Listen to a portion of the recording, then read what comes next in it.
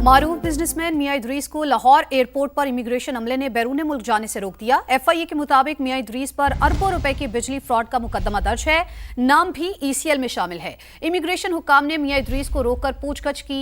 FIA Faisalabad में दर्ज मुकदमा सामने आने पर कानूनी कार्रवाई मुकम्मल की गई, जिसके बाद उन्हें घर जाने की इजाजत दी गई। दूसरी जानिब इसी केस में एफआईए ने फेस्को के 2 साबिक चीफ एग्जीक्यूटिव को गिरफ्तार कर लिया और मजीद गिरफ्तारियों का इंदिया दिया है। इसी पर बात करते हैं। नुमाइंदा समा कासिम अरशद हमारे साथ मौजूद हैं। कासिम, बताइएगा इस सारी सूरत हाल के हवाले से। जी बिल्कुल, आज लाहौर एयरपोर्ट पर बिजनेस टाइकून मियां इदरीस जो है, इनको जब वो बैरून मुल्क जा रहे थे तो इमिग्रेशन के दौरान चेक किया गया तो बाकायदा तौर पर जो है वो उनकी कंपनी के नाम पर मुकदमा जो था वो सामने आया, जिस पर जो एफआईए हुकाम थे उन्होंने इनको बैरून मुल्क जाने की बजाय रोक लिया। इस दौरान जो लीगल प्रोसीडिंग्स वगैरह हुई तो उसके बाद फिर उनको बैरून मुल्क तो जाने नहीं दिया गया, ताहम उनको फैसलाबाद जाने की इजाजत दे दी गई। ये जो मुकदमा है, अगर मैं इसकी बात करूं तो इसमें जो इनकी कंपनी है उस पर तकरीबन 11.96 करोड़ यानी 11 अरब 96 करोड़ रुपए के नुकसान का जो है वो दावा किया गया है। और एफआईए की जानिब से जो इंक्वायरी इनिशिएट की गई, इसका अगर मैं बताऊं तो 2017 की जो इंक्वायरी है जिसका ये नतीजा सामने आया है, जिसमें साबिक फेस्को के जो चीफ हैं खुर्शीद, उनको भी हिरासत में लिया गया है। जबकि मजमूई तौर पर इसमें यह बताया गया है कि इसकी जो मजमूई मालियत है वो 11 अरब 96 करोड़ रुपए है और इसमें इंसदाद बदउनवानी समेत दीगर जो पिनल कोड की दफात हैं उसके तहत मुकदमा दर्ज किए गए हैं। इसमें दीगर भी जो इनकी कंपनी के डायरेक्टर समेत दीगर जो ओहदेदारान हैं उनको भी नामजद किया गया, जो एफआईए फैसलाबाद की जानिब से मुकदमा दर्ज किया गया। इसके साथ साथ जो है बताया गया कि इनकी जो कंपनी थी, इन्होंने जो है वो जो बिजली पैदावारी बिजली थी उसमें कागजात जो है वो मुकम्मल तौर पर जाहिर नहीं किए और इन्होंने। ठीक है कासिम, आप हमारे साथ मौजूद रहिएगा। फैसलाबाद से नईम कैसर भी हमें ज्वाइन कर चुके हैं। नईम, आप बताइएगा, मजीद गिरफ्तारियों का भी इंदिया दिया गया है, कौन कौन से बड़े नाम इसमें शामिल हो सकते हैं? जी देखें, इसमें ये जो 2 पावर कंपनीज हैं इनके 5 डायरेक्टर जो हैं वो इसमें शामिल किए गए हैं और मजमूई तौर पर 4 साबका फेस्को के चीफ जो हैं वो भी इसमें एफआईआर में नामजद किए गए हैं। 2 जो है सईद अहमद और खुर्शीद आलम, ये साबका चीफ जो है इनको गिरफ्तार किया गया है और इनका 5 रोजा रिमांड जो है वो भी हासिल कर लिया गया है। मजीद 2 फेस्को चीफ और उसके अलावा 5 डायरेक्टर जो है इनकी गिरफ्तारी मुमकिन हो सकती है। और इसके अलावा ये 2 कंपनीज जो है इन्होंने ना सिर्फ बिजली महंगे दामों फेस्को को फरोख्त की और वापस उनसे सस्ते दामों हासिल की, बल्कि इसके साथ साथ इन्होंने गैस का जो मीटर है वो भी रायती मिल्कों के ऊपर इन्होंने अपने कैप्टिव पावर के ऊपर लगवाया और उसके साथ साथ उससे भी रायत हासिल की। तो ये भी इस बात का भी इम्कानात है कि एसएनजीपीएल गैस की कंपनी जो है गैस से वहां पर से भी इसकी गिरफ्तारियां जो है वो हो सकती हैं।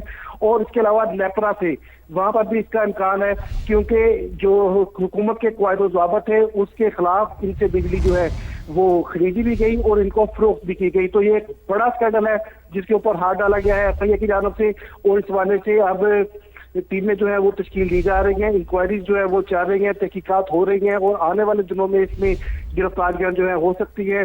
तो इस हवाले से हमारी डायरेक्टर एफआईए से बात हुई है, उनका ये कहना है कि 12 अरब रुपए की अगर रिकवरी हो जाती है तो ये पैसे जो है ये कौमी खजाने में जमा होंगे और फिर हो सकता है कि ये जो दीगर मुलजमान है यहाँ पर गिरफ्तारियां कम होकर रिकवरी हो जाती है। अगर उनकी जानिब से ताउन नहीं किया जाता, जो 2 निजी कंपनीज हैं जिनके 5 डायरेक्टर इसमें नामजद हैं, अगर ताउन ना होगा तो फिर लाजमी तौर पर उनको भी गिरफ्तार किया जाएगा। सही, मजीद कार्रवाई भी की जाएगी। नईम, आपने अपडेट किया, आपका बहुत शुक्रिया। कासिम ने हमें अपडेट किया, आपका भी बहुत शुक्रिया। सबसे पहले बात करेंगे उर्दन में 2 अमेरिकी फौजियों की हलाकत के बाद सदर डोनाल्ड ट्रंप ने ईरान पर जहन्नुम के दरवाजे खोलने का सख्त तरीन हुक्म दे दिया। अमेरिकी सेंटकॉम की निगरानी में मुसलसल 8वें रोज भी बमबारी जारी है। हाजीआबाद, बंदर अब्बास और किशम धमाकों से गूंज रहे हैं। ट्रंप का दो कहना है कि तेहरान ने डील की खिलाफवर्जी की, अब ईरान को कभी न्यूक्लियर ताकत नहीं बनने देंगे। तो दूसरी तरफ तेहरान का जवाब भी तबाहकुन है। बिल्कुल, ईरानी सुप्रीम लीडर मुश्तबा खामनाई ने वाशिंगटन को नाकाबिले फरामोश सबक सिखाने का ऐलान करते हुए कहा है कि ट्रंप के दस्तखत की कोई हैसियत नहीं है। तेहरान के जवाबी वार ने उर्दन में अमरीकी तनसीबात को भारी नुकसान पहुंचाया है। न्यूयॉर्क टाइम्स के मुताबिक 29 अमरीकी फौजी जख्मी और मुतादिद हेलीकॉप्टर्स तबाह हो चुके हैं। क्या मशरिक़ वस्ता की ये चिंगारी अब बड़ी जंग का पेशखेमा बनने जा रही है? क्या खित्ते का जोग्राफिया हमेशा के लिए बदल जाएगा और इस भयानक तसादुम का अंजाम क्या होगा?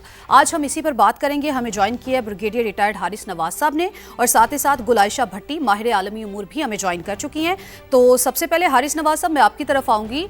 सदर ट्रंप ने ईरान पर जहन्नुम के दरवाजे खोलने का हुक्म दिया है, इसका क्या मतलब है? क्या अमेरिका अब तेहरान के खिलाफ पूरी कुव्वत इस्तेमाल करेगा जिसमें जमीनी कार्रवाई भी शामिल होगी? बात एक है कि जहन्नम के दरवाजे खोलने का क्या दे, ये ईरानी एनिमल हैं जो आप इस तरीके से उनको थ्रेट करते हैं। अगर आपके 2 फौजी शहीद हुए, मारे गए हैं, तो आपने कितने सिविलियन उनके शहीद किए हैं, आपने वो रियलाइज नहीं करते हैं। और उसके बाद जिस तरीके से आप सिविलियन इंफ्रास्ट्रक्चर के ऊपर जा रहे हैं, what do you want it? आप मिलिट्री टारगेट से जाते थे, चलें ठीक है, बट आप जाके उनका ब्रिज उड़ा रहे हैं। आप कह रहे हैं कि जहाँ भी उनके ऑयल गैस के हैं वहां पर हम जो एक ग्रिड स्टेशन है हम रोड उड़ा के रख देंगे। फिर उसके बाद उनके सारे स्टेशन पे आप जा रहे हैं, नुकसान कर रहे हैं, इंफ्रास्ट्रक्चर तबाह कर रहे हैं। तो में सुपर पावर का मतलब ये तो नहीं कि आप एक जंगल में कोई कानूनी बनाते फिर रहे हैं।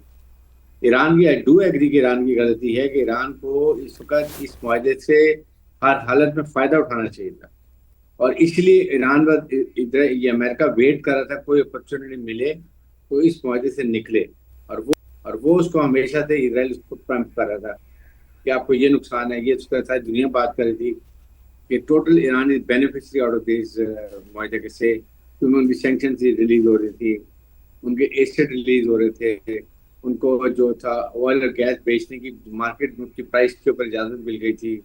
$300 बिलियन के भी उन्होंने कहा था हम ये डेफिनेटली की पूरी करेंगे, दूसरे मार्केट के लेके देंगे। What else Iran wanted? लेकिन ईरान ने जो गलती की वो ये थी कि उन्होंने सऊदी अरब के और कतर के जो शिप्स है वो अगर स्ट्रेट ऑफ हॉर्मुज में आए तो उनको नुकसान पहुंचाया ड्रोन फायर करके, जहाँ से ये एस्केलेशन हुई। ईरान शुड हैव इंश्योर्ड कि वहां पर प्रोवोकेशन नहीं करे, create conducive friendly environments for discussion, और कोई मौका अमेरिका को ना दें कि आपको बहाना मिले।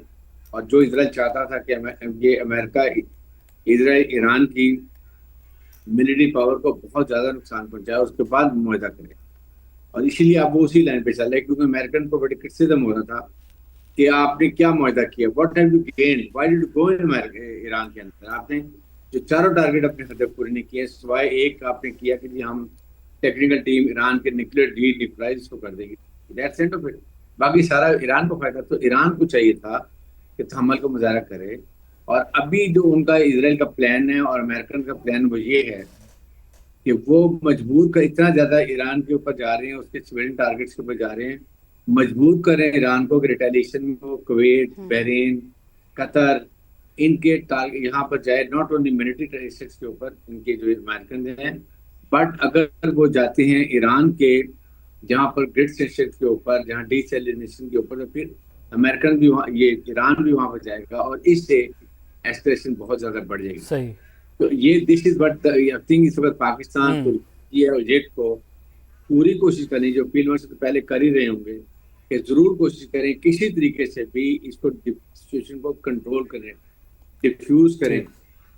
पाकिस्तान अपनी कोशिश कर ही रहा है। सर, साथ ही मौजूद रही गुलाइशा भट्टी माहिर आलमी अमूर हमारे साथ मौजूद हैं। अस्सलाम वालेकुम आयशा साहिबा, बहुत शुक्रिया आपने समय के लिए वक्त निकाला। अब जिस तरीके से अभी बात की जा रही है, हारिस साहब भी बात कर रहे हैं कि पाकिस्तान को अपना किरदार मुसलसल अदा कर रहा है और मजीद पाकिस्तान कोशिशें करते रहना चाहिए। पाकिस्तान तो कोशिशें कर रहा है, बाकी जो आलमी ममालिक हैं उनका रोल भी अब ज़ाहिर है ज़्यादा बनता है, क्योंकि अब शिद्दत पहले से ज़्यादा जो है हम देख रहे हैं कि आती जा रही है, हर गुजरते दिन के साथ बढ़ती चली जा रही है। तो क्या समझती हैं अब आप, ये मामला किस तरफ जा रहा है? ज़्यादा एस्केलेशन की तरफ मामला चलते जा रहे हैं? बहुत शुक्रिया मुझे इनवाइट करने के लिए। मैं इसको देखती हूँ कि जिस तरह से हम जियो पॉलिटिक्स में गेम ऑफ चिकन देखते हैं, ये एक थ्योरी है जो ये कहती है कि दोनों पार्टीज जो हैं वो एक दूसरे को इतना अल्टीमेट डिस्ट्रक्शन देना चाह रही है कि बेचारी कि who is going to blink first.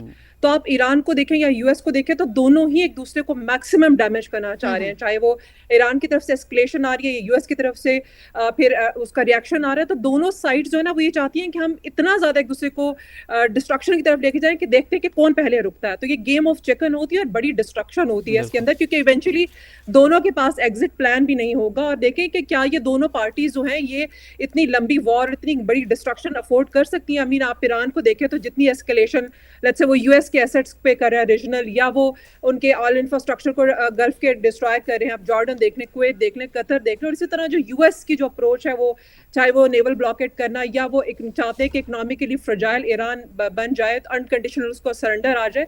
तो ये दोनों पार्टीज जो चाह रही है ना, वो पॉसिबल नहीं है। तो कहीं ना कहीं बीच का रास्ता बहुत जरूरी है, अदरवाइज इस गेम ऑफ चिकन में ना कंप्लीट डिस्ट्रक्शन दोनों साइड की होती है।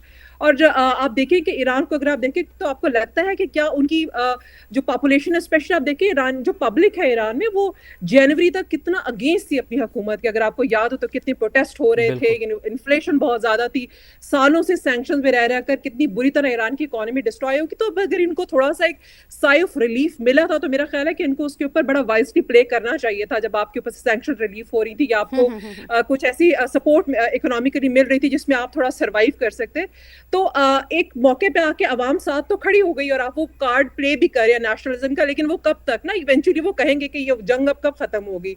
और आप अगर अमेरिका को देखते हैं तो वहां पे भी अमेरिका भी फेस कर रहा है, इंटरनेशनली भी हम जो ग्लोबल प्राइसेस ऑयल की देख रहे हैं। देन उसके बाद अभी जो जिस तरह से ये जो बॉडी बैग्स जाएंगे ना अमेरिका में, तो वहां पे भी जो पब्लिक है वो मिस्टर ट्रम्प से पूछेगी कि आप जब इलेक्शन जीत कर आए थे तो आप तो पिछली सारी हुकूमतों को क्रिटिसाइज करते थे कि ये लोग जाके मिडल ईस्ट में जंगों में इन्वॉल्व हो जाते हैं, तो मैं तो जंग में बिल्कुल नहीं जाऊंगा। और आपने वही किया जो आपके जो प्रेडिसेसर्स है वो ये करते रहे। तो अब ये जब बॉडी बैग्स जाएंगे तो वहां पे फिर एक नई कहानी स्टार्ट होगी। वहां पे हमने देखना है मिस्टर ट्रम्प फिर कैसे सर्वाइव करते हैं और कैसे वो अपने पब्लिक को और फिर एज वेल एज जो उनके जो कांग्रेस है उनको किस तरह से बताते हैं कि ये जंग हम जीतेंगे। क्योंकि इस वॉर के अंदर ये जो गेम ऑफ चिकन है, इसके अंदर बहुत मुश्किल होता है कि दोनों पार्टी जो है ये इनमें से कोई एक ब्लिंक करे, क्योंकि ये दोनों एक दूसरे को डिस्ट्रॉय करना चाहते हैं। तो बड़ी ही क्रिटिकल सिचुएशन है ये। ठीक है, सिचुएशन तो बड़ी क्रिटिकल है। जिस तरह से आपने कहा है कि दोनों ही एक दूसरे को डैमेज करने की कोशिश कर रहे हैं, लेकिन जो दोनों पार्टीज हैं वो जो चाहती हैं वो हासिल नहीं कर सकते। ब्रिगेडियर साहब, मैं आपकी तरफ आऊँगी। जिस तरह से हम लोग बात कर रहे हैं, अमेरिका जो है वो हमले तो कर रहा है, निशाना तो बना रहा है, चाहे वो फ़ज़ाई दिफाई निज़ाम हो या फिर मिसाइल तनसीबात हो, उसकी जानिब से निशाना तो बनाया जा रहा है। लेकिन जो ईरान है वो भी तो आगे से रिटेलिएट कर रहा है। लेकिन अगर हम इस को फौजी नुक्ता नज़र से देखें तो क्या अमेरिका जो है ईरान की फौजी ताकत को मफलूज करने में कामयाब हो रहा है, या फिर ईरान अब भी हमें ये समझना चाहिए कि उसमें इतना दमखम है, इतनी सलाहियत है कि वो अमेरिका को कोई सरप्राइज दे सकता है आने वाले दिनों में? Iran is very certain. उन्होंने काफी ज्यादा पहले भी ईरान को सरप्राइज, अमेरिका को सरप्राइज दिया, इजराइल को सरप्राइज दिया, और बहुत अच्छे तरीके से, क्योंकि उन्होंने 25 साल से उनको ये पता था कि एक दिन अमेरिका ने और इजराइल ने हमारे पर अटैक करना।